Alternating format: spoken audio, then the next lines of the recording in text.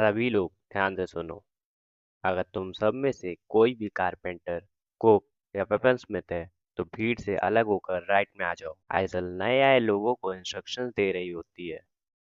वहीं हान और जेना एक दूसरे से बात कर रहे होते हैं। जेना पूछती है, पहले तो ऐसा कुछ नहीं था, तो अब हमें इतने चेंजेस क्यों दिखाए जा रहे हैं? हान बताता है कि नई फैसिलिटीज ऐड होने के कारण काम भी बढ़ चुके हैं।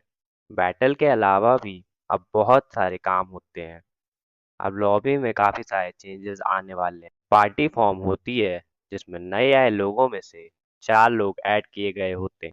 अगर तुम्हारे पास टास्क नहीं है तो तुम्हें अपने माइंड और फिजिकल स्ट्रेंथ पर ही डिपेंड होना होगा। और बात रही यूजलेस लोगों की, तो मास्टर उन पे अपने रिसोर्सेज बिल्कुल भी बर्बाद नहीं करने वाले हैं। बाकी सारी चीजें अगर साइड पे रखी जाएं तो मास्टर उन पे अपना खाना बर्बाद करना भी पसंद नहीं। मास्टर अब अच्छे और बेकार लोगों को अलग करना शुरू करने वाले हैं। जो भी नए आए प्लेयर्स आएंगे उसमें से भी सभी स्टार्स के लोगों में भी बेस्ट लोग अलग किए जाएंगे। अगर तुम सिचुएशन के तरीके से अपने आप को चेंज नहीं कर पाए, तुम सिलेक्शन से बाहर हो जाओ। इसका सीधा मतलब होगा मारे जाना। तभी आइसल नई पार्टी को गेट में जाने के लिए कहती है। हाँ ने गेस किया होता है कि ये जरूर स्टेज 1 होगा, क्योंकि मास्टर अभी सबको टेस्ट कर रहे हैं और सबको अलग अलग करने वाले हैं। गेट ओपन होता है और सभी लोग उसके अंदर चले जाते हैं और जैसा कि उम्मीद थी, एक प्लेयर तुरंत ही मारा जाता है। हानि बात जेना से कहता है।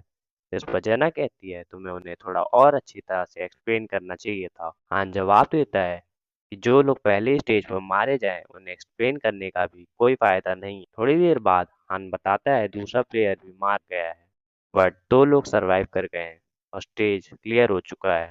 तभी सरवाइव करने वाले लोग वापस आते हैं। वो काफी डरे हुए होते हैं। उन दोनों की हालत देखकर बाकी सब में भी बहुत ज्यादा खौफ पैदा होता है। तभी एक आवाज आती है, मुझे भी इनके साथ फाइट करने के लिए जाना है। अगर आपको अभी तक वीडियो पसंद आ रही है तो वीडियो को लाइक करके चैनल को सब्सक्राइब कर देना, ताकि मुझे आगे भी ऐसी और वीडियोस लाने का मोटिवेशन मिलता रहे। तब तक के लिए एंजॉय द वीडियो। और सरप्राइजिंगली ये आवाज एरॉन की होती है। आइजल भी सरप्राइज होती है, पर वो कहती है ये फाइट तुम्हारी नहीं है, तो इससे बाहर रहो। जेना का भी सेम रिएक्शन होता है, बट उसके साथ उसके मुंह पर एक स्माइल होती है। वहीं हान कहता है, आइजल उसे जाने दो, वो अभी भी कॉम्बैट स्किल्स के मामले में थोड़ा वीक है। ये उसके लिए अच्छा ही होगा। तभी एरन को पार्टी में ऐड कर लिया जाता है। हान एरन की तरफ देखकर कहता है, एरन, ये अच्छी बात है कि तुम मदद करना चाहते हो, पर ये अच्छा होगा कि तुम मेरे जैसा रास्ता ना चुनो। एरॉन भी इस पर बस हाँ में जवाब देकर वहां से चला जाता है। जेना उबासी दिल लेते हुए कहती है, मैं अब जाकर कुछ अच्छा खाना चाहती हूँ। मास्टर ने मुझे केवल आलू खिला खिलाकर बोर कर दिया है। हान सोचता है, एक पल के लिए लगता है कि ये लड़की काफी मैच्योर है, पर अगले ही पल ये बच्चों की तरह हरकतें करना चालू करती है। आखिर मैं इसका क्या करूं? तभी हान कहता है, यह आसमान कितना ब्यूटीफुल है ना, जैसे कि कोई आंखें हमें देख रही। जेना के रोंगटे खड़े हो जाते हैं। अचानक ही वो समझ जाती है कि हान आंखों का मतलब मास्टर की बात कर रहा है, पर मन ही मन हान जानता है कि ऐसा कुछ नहीं है। प्लेयर्स की सारी बातें मास्टर को सिस्टम की तरफ से फिल्टर करके दिखाई जाती, जहाँ में स्क्रीन दिखाई जाती है जिसमें लिखा होता है प्लेयर हान और प्लेयर जेना फूड में डिश टेस्ट शो कर रहे हैं। तभी स्टेज क्लियर हो जाता है। सभी लोग सेफली वापस आ जाते हैं। हान एरॉन से पूछता है, तुमने कितने गॉब्लिन्स मारे? जिस पर एरॉन कहता है, एक। हान कहता है, मतलब तुम समझ गए है ना? यहाँ हान ने जब एरॉन से बोला था कि मेरी तरह मत बनना, तो उसका मतलब होता है कि जैसे हान सारे एक्सपीरियंस पॉइंट्स खुद के लिए कलेक्ट करता था, वैसा एरॉन ना करे। इसके बाद वो सभी लोग वापस जाने लगते हैं। सभी लोग नए अपग्रेड्स को देखकर काफी खुश होते हैं। जेना पूछती है कि क्या अब हम फाइनली महंगा खाना खा सकते हैं? इस पर हान कहता है, हाँ, जब तक मास्टर हमें यूजलेस नहीं समझते। जेना और एरॉन काफी ज्यादा एक्साइटेड हो जाते हैं। जेना कहती है, मुझे मटन चाहिए। वहीं एरन कहता है, मैं टर्की से भी काम चला लूंगा। हान अजीब से एक्सप्रेशन के साथ कहता है, तुम लोगों ने मेरी लास्ट बात को एकदम ही अनसुनी कर दी है ना। सभी लोग काफी एक्साइटेड होते हैं कि अब कुछ अच्छा खाने को मिलेगा। तब उनके सामने आज का खाना आता है, जो कि होता है आलू। हान और जेना दोनों ही डिप्रेस सा फेस बनाते हैं। दोनों की शक्ल देखने लायक होती है। जिस इंसान को कुकिंग का काम दिया गया होता है कहता है, हमारे पास मसाले तो हैं, लेकिन इंग्रेडिएंट्स नहीं है। लेकिन हान तुरंत ही उसकी स्टेटस विंडो में देखता है जहां उसे कुकिंग की कोई स्किल नहीं मिलती।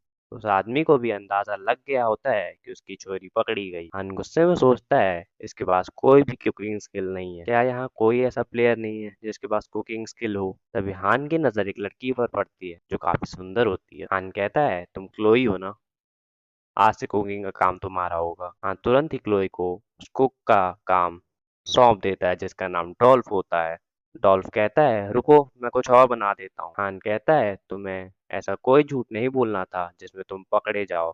अब कुछ भी कहने का कोई फायदा नहीं, तुम्हारा पहला और आखिरी मौका है। डॉल्फ भी डरते हुए मान जाता है। कुछ ही समय में काफी सारे अलग अलग तरह के फूड्स टेबल पर होते हैं जो कि सभी आलू से बने होते हैं। जना कहती है मुझे पता नहीं था कि आलू के इतने अलग अलग टेस्ट भी हो सकते हैं। तो क्लोई शर्माते हुए कहती है ऐसा इसलिए है क्योंकि हमारे पास काफी सारे मसाले थे। खाना खाते हुए हान कहता है सभी लोग खाते हुए ध्यान से सुनो, मैं दोबारा रिपीट नहीं करने वाला। और इसी के साथ हान अभी तक की सारी बातें नए आए लोगों को बता देता है। सभी लोग हान की बातें सुनकर टेंशन में आ जाते हैं। वह जेना उन सबको मोटिवेट करते हुए कहती है यहाँ आने से पहले मैंने भी कभी लड़ाई नहीं की थी, तो तुम लोग भी ये कर सकते हो। तभी एक और प्लेयर जिसका नाम इनोक होता है वो पूछता है तो हमारा क्या होगा। जिस पहान बताता है तुम दोनों को केवल कारपेंटर और कुक का काम करना पड़ेगा। तभी डॉल्फ कहता है वैसे मैं भी कारपेंटर। फरहान उसकी बात बीच में ही काटते हुए कहता है अगर तुमने फिर से कोई झूठ कहा तो मैं सिंथेसिस में सबसे पहला नाम तुम्हारा ही रिकमेंड करूंगा। जिस पर डॉल्फ अपना मुंह बंद कर लेता है। नॉन कॉम्बैट जॉब्स सर्वाइवल के लिए इजी होती हैं, तो तुम लोग भी आराम नहीं कर सकते क्योंकि अगर समनिंग में तुमसे अच्छा कोई समनर आ जाता है तो तुम लोगों की जॉब छीनी जा सकती है और तुम सबको भी कॉम्बैट फील्ड में डाला जा सकता है। अगले दिन से सिंपल लाइफ काफी चेंज हो चुकी होती है। केवल 3 लोग, उन 3 लोगों का नाम गीडे, हानसेन और डीका होता है जो कि ट्रेनिंग करने आए होते हैं। जना कहती है लगता है बाकी लोग डर कर कहीं छुप गए हैं। हान कहता है चलो अच्छा है, मैं एरन के साथ प्रैक्टिस कर करके बोर हो चुका था। और तीनों की प्रैक्टिस शुरू हो जाती है। लगता है एरन का इन पे काफी बुरा असर पड़ा है।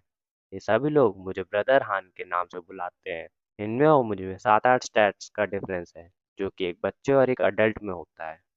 जेना और एरन भी अपनी ट्रेनिंग करते रहते हैं, पर एरन उन सब में सबसे ज्यादा मेहनती होने के बावजूद सबसे कम प्रोग्रेस कर पा रहा था। 3 नए लड़कों में तीनों की स्पोर्ट्समैनशिप लेवल 1 की। उनमें से एक हान से कहता है ब्रदर हान आप तो काफी स्ट्रांग हो।